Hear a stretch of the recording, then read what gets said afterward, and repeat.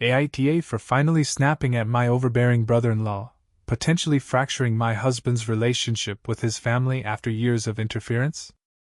I, a 32-year-old woman, am currently living in a silent battlefield, and I desperately need an outside perspective on whether I'm the destructive force in this war. My husband, Tom, 35, and I have been together for 7 years, married for 5. When I married Tom, I didn't just marry him, I married his family. And at the heart of that family, for better or worse, is his older brother, Mark, 38.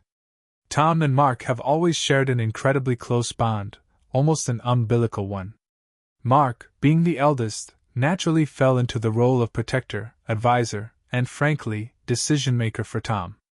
Coming from a smaller, more independent family where we value personal space and individual choices, this intense enmeshment was a culture shock from day one. I remember during our engagement, Mark had strong opinions on everything, from the guest list to the venue.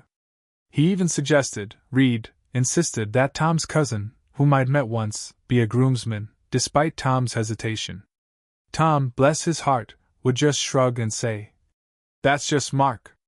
He means well." My career as a graphic designer, which I'm very passionate about, was often met with Mark's subtle, undermining comments. "Isn't that just a hobby, Sarah? Shouldn't you be focusing on something more stable, now that you're getting married?" He'd quip at family dinners. Tom would awkwardly laugh it off, never defending me. This was an early red flag, but I dismissed it as him being protective of his little brother. The emotional tone of my relationship with Mark started as polite tolerance, quickly escalating into a quiet tension whenever he was around. He had an uncanny ability to turn any conversation into a subtle critique of my choices or a thinly veiled suggestion about how Tom and I should live our lives. For example, when Tom and I started looking for our first home, Mark was everywhere. He'd show up at open houses uninvited, make unsolicited comments about our budget, and once even tried to talk Tom into looking at a house 45 minutes away from our preferred area because it was a better investment opportunity. Despite it being nowhere near my job, Tom would often look at me apologetically, caught between his brother's forceful personality and my obvious discomfort. My parents-in-law, while lovely people, seemed to enable Mark's behavior, seeing it as a sign of his immense care for his brother. "Mark just has Tom's best interests at heart," his mother would often say, effectively shutting down any attempt I made to discuss the boundaries. I tried to speak to Tom about it gently, expressing my discomfort with Mark's constant interference. He'd nod, agree that Mark could be a bit much, but never truly stood up to him. This created a subtle wedge between Tom and me, as I felt he wasn't prioritizing our unit. The unspoken rule became, Mark's opinion carried weight, and questioning it meant questioning the very fabric of their family. This persistent feeling of being an outsider, constantly judged and subtly undermined, built up a quiet resentment within me, brewing beneath the surface of what I desperately wanted to be a happy, integrated family life. It was a pressure cooker, waiting for the right moment to explode. The slow, insidious build-up over the last few years has been like watching a dam slowly crack under pressure. After we bought our house, a process Mark tried to hijack multiple times, his interference shifted from major life decisions to the minutiae of our daily existence. He'd pop over unannounced, often giving Tom advice on how to fix something, which inevitably turned into an opportunity for him to subtly criticize my decorative choices or our general household management. "You know, Sarah, Tom needs a proper office, not just this little corner you've made for him," he'd remark, gesturing dismissively at my carefully curated workspace. The emotional distance between Tom and me grew because he seemed incapable of setting boundaries with Mark. Every time I tried to bring it up, Tom would sigh. "He's my brother, Sarah. He means well. You're just taking it too personally." This invalidation made me feel increasingly isolated within my own marriage. I was fighting two battles, one with Mark, and another with Tom's perceived lack of support. The subtle betrayals became more frequent. At a family barbecue last summer, I overheard Mark telling his cousin, "Honestly, I don't know what Tom sees in Sarah's art. He needs someone more practical, More grounded, someone who understands real business. It stung. Deeply. It wasn't just a critique of my career, it was an attack on my character and my worth as Tom's partner. I confronted Tom about it later that night, tears in my eyes. He just shrugged. Oh, he was probably just kidding around. Don't worry about it. His dismissive reaction felt like a fresh wound. These were the early warning signs, glaring red flags I couldn't ignore anymore. I started developing severe anxiety before any family gatherings, my stomach churning, my palms sweating. I'd make excuses to avoid them, which only led to more comments from Mark about my antisocial tendencies, or unwillingness to connect with family. The tipping point came when we started discussing having children. Mark, without a hint of irony, began offering unsolicited advice on parenting, often prefacing it with, "When you finally have kids, Sarah, you need to make sure they're disciplined, not like some of the kids nowadays who are just running wild." He even started suggesting names, pediatricians, and schools, despite us not even being pregnant yet. My patience was wearing thin. But the final, intolerable straw was when Tom decided to take a short, online course to pivot slightly in his career, something he'd been passionate about for years. He'd been working extra shifts to save up, and it was a big step for him. Mark, hearing about it, called Tom and apparently gave him an hour-long lecture about how irresponsible it was, how he was throwing away his stable future, and how I was probably putting these wild ideas in his head. Tom came home from that call looking utterly defeated, his enthusiasm crushed. He told me he was considering dropping the course. Seeing the light drain from Tom's eyes, knowing it was Mark's doing, ignited a quiet, simmering rage within me.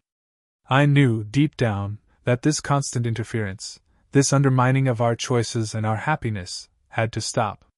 The pressure had built to an unbearable point. The powder keg finally exploded at Sunday dinner, just 2 days after Tom's phone call with Mark. It was supposed to be a regular family meal at my in-laws' house, but the air was thick with unspoken tension.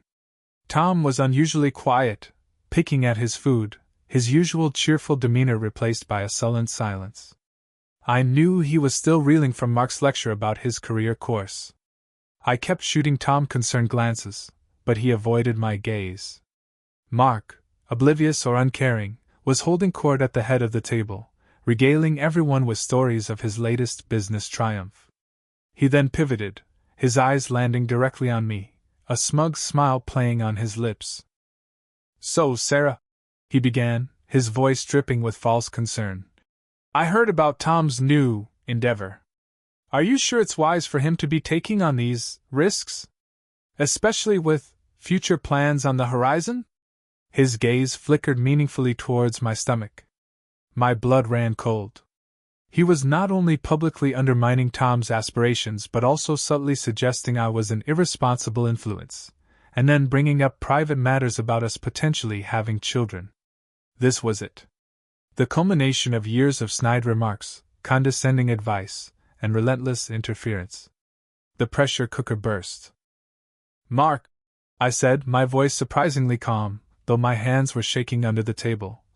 "Tom's career choices are his own, and they are certainly not up for public debate, especially not for you to criticize." The table went silent. My mother-in-law gasped faintly.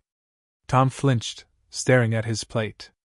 Mark's smug smile vanished, replaced by a look of stunned indignation. "Excuse me?" he spat, his voice rising. "I'm just looking out for my brother. Someone has to be the practical one in this family. He's always been a dreamer, and you," he pointed a finger at me, "you encourage his foolishness." "Foolishness?" I retorted, my voice rising, all the pent-up anger and resentment boiling over. "No, Mark, what's foolish is thinking you have the right to dictate every single aspect of Tom's life, and by extension mine. You've undermined my career, criticized our home, and now you're trying to crush Tom's ambition, all under the guise of caring. You're not helping him, you're suffocating him." My voice cracked with emotion, tears stinging my eyes.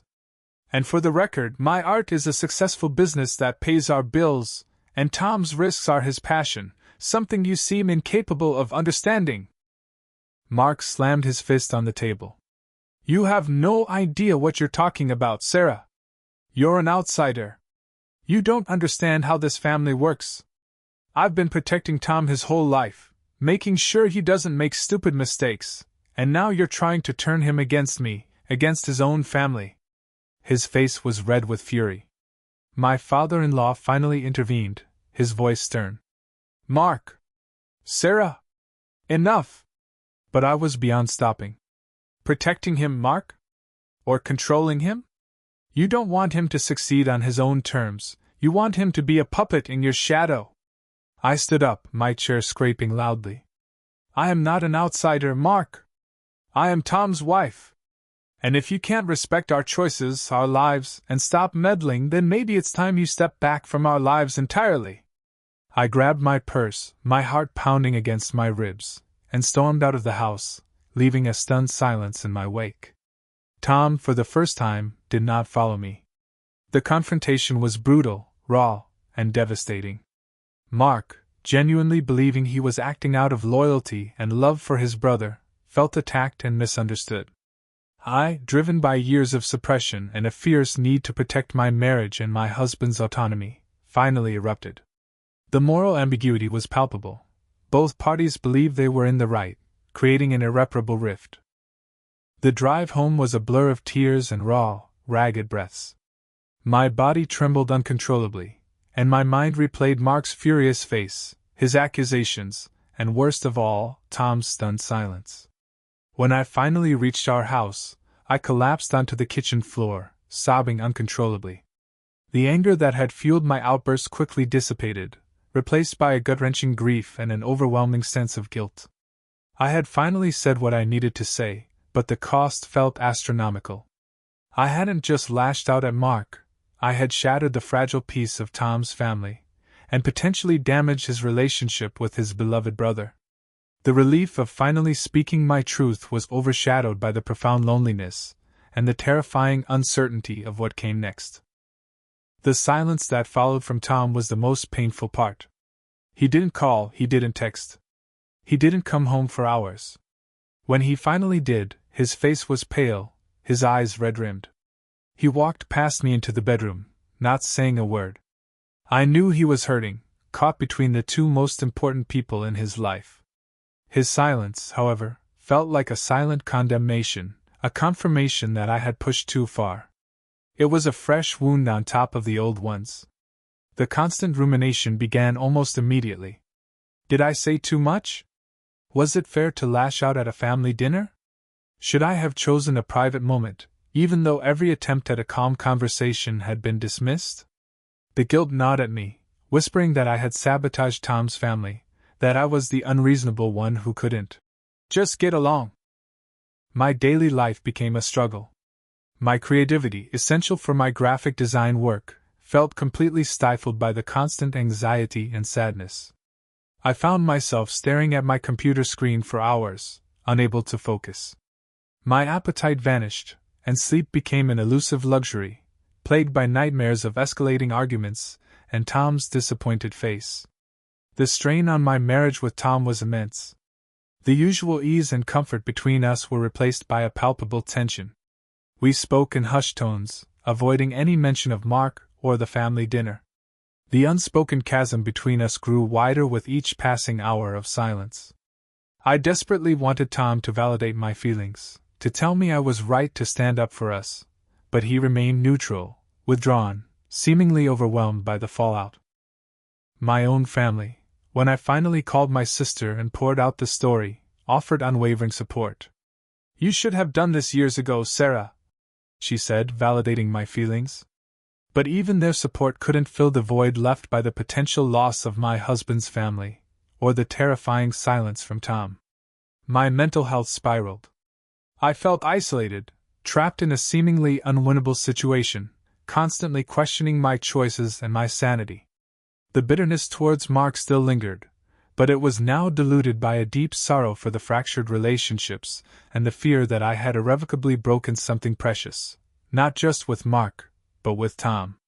The uncertainty of what comes next, the looming possibility of losing my husband's family entirely felt almost unbearable.